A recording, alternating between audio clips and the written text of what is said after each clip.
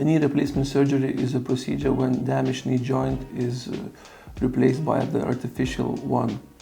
There can be lots of modifications of the artificial joint, and it can vary depending on the damage made for the knee joint by arthritis, which is the main disease which damages our knee joint. The most common indications for total knee replacement surgery are chronic knee pain and bad motion and function of the knee joint due to chronic pain or any kind of deformities after severe knee injuries or effect of arthritis. Arthritis is the most common degenerative disease that affects knee joints.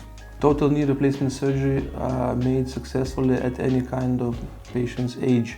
Other indications for total knee replacement surgery are moderate or severe pain and ineffective conservative treatment and usage of drugs like painkillers or anti-inflammatory medicine. Lots of patients wait too long for the knee replacement surgery.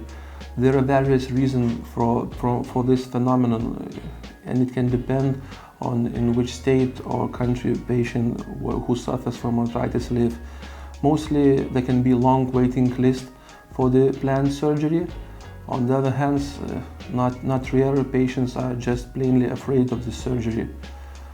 Other factors like economy and cost of the operation for the patient can prolong this thing too.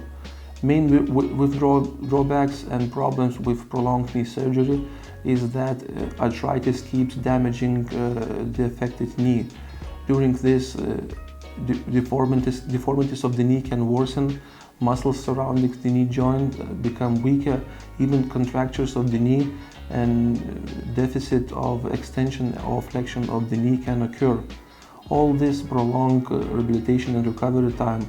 Nevertheless, on severe cases, even special, not primary implants has to be used to recover patient's function of the knee. That's why it's not advisable and wise to wait for the knee replacement surgery and to prolong it